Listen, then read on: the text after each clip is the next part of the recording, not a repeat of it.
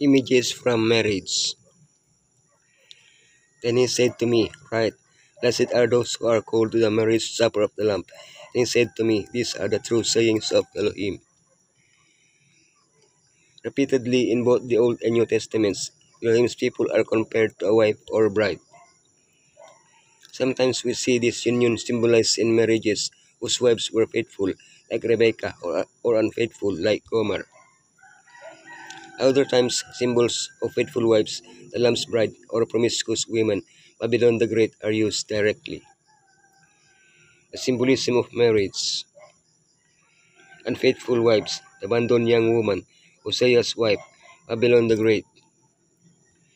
Faithful wives, Rebekah, the bride of the Lamb. The symbolism of marriage. Therefore shall a man leave his father and his mother, and shall cleave unto his wife, they shall be one flesh. When Elohim created humanity, he gave us two gifts, the Sabbath and marriage. Both have to do with relationship with Elohim, and between a man and a woman. In its perfection, marriage reflected the perfect relationship between the members of the Godhead. After sin, it symbolizes the union between a perfect husband, Yeshua, and his imperfect wife, the church.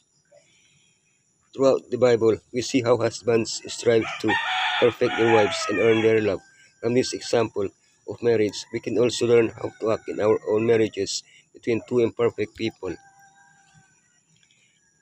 Forgive your spouse, however undeserving, as Messiah forgives us, however undeserving. Accept your spouse, faults and all, as Messiah accepts us, faults and all. Put your spouse before yourself, as Messiah put us before himself. Unfaithful wives, the abandoned young woman. Now when I pass by thee and look upon thee, behold, that time was the time of love, and spread my skirt over thee, and covered thy nakedness. Yea, I swear unto thee, and entered into a covenant with thee, said the Lord Elohim, and thou becamest mine. In a vision, Ezekiel was shown how Elohim found an abandoned baby girl, Israel, gave her life, helped her grow, made a marriage covenant with her, and she became a queen admired by all. This sums up the love story between Elohim and the people of Israel, from their departure from Egypt to the prosperous reign of David and Solomon, when Israel was admired by all nations. But Israel forgot that her beauty was a gift from Elohim, a reflection of divine beauty, and she turned away from her husband, prostituting herself after other gods.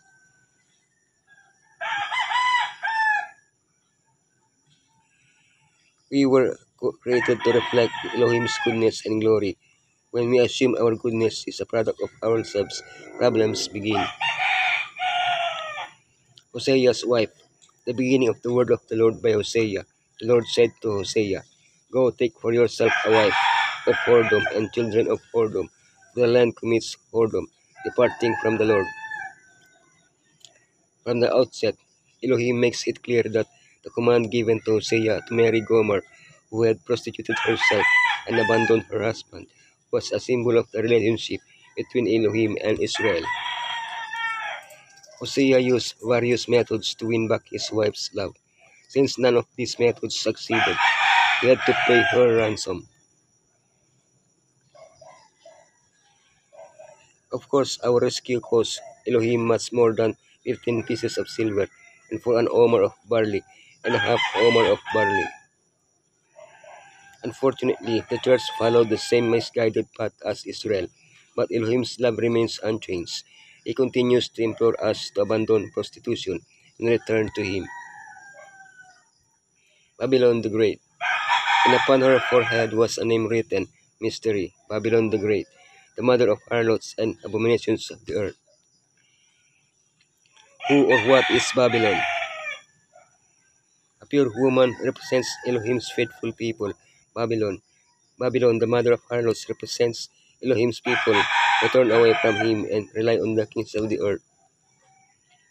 His unfaithfulness on the part of his people causes Elohim deep sorrow. For centuries, he has tried to restore his church to purity, but few have responded. Finally, he will make one last appeal. After an infidelity, reconciliation can occur. However, unfortunately, sometimes a point of no return is reached when reconciliation is impossible. The time will come for Babylon and those who remain in her to be judged and punished. But the faithful, the Lamb's bride, will live forever with Yeshua. Faithful wives, Rebekah. They called Rebekah and said unto her, Wilt thou go with this man? And she said, I will go. According to the custom of his time, Abraham set out to find a wife for his son Isaac, but he did not want to marry his son to any of the women of Canaan, but to one of his relatives, thousands of miles away. The reason for this, although imperfectly, his relatives worshipped the true Elohim, while the Canaanites rejected him. If Isaac married a Canaanite woman, his religious life would decline due to his wife's negative influence. Such has been the history of the church when she has contracted marriages with the nations of this world. Gradually, she has distanced herself from the true faith. Another special aspect of this story is the fact that Rebecca is asked if she wants to get married, since according to custom, she had no other choice. Being part of Elohim's faithful bride is a voluntary act. Let us accept Yeshua's love, declare, I will go. The bride of the Lamb.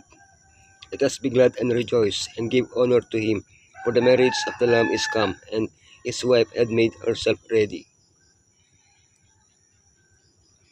Yeshua's first miracle was performed at a wedding. From our perspective, this act has a certain symbolism that helps us understand the plan of salvation. Perhaps the most important is that for the bride us to be ready, she needs the wine that Yeshua provides, that is his purifying blood. Yeshua also used parables related to the wedding to illustrate certain aspects of the preparation we must make for his imminent coming. In all of them, the bride is never mentioned, but rather the guest. Could the guest be the bride herself? What can we learn from these parables? Have the Holy Spirit accept your calling, the 10 virgins.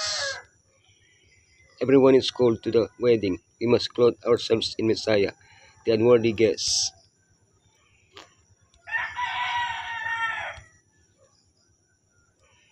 Messiah has been a daily companion and familiar friend. They have lived in close contact and constant communion with Elohim. Upon them the glory of the Lord has risen. In them the light of the knowledge of the glory of Elohim in the face of Yeshua Messiah has been reflected. Now they rejoice in the undimmed rays of the brightness and glory of the King in his majesty. They are prepared for the communion of heaven, for they have heaven in their hearts.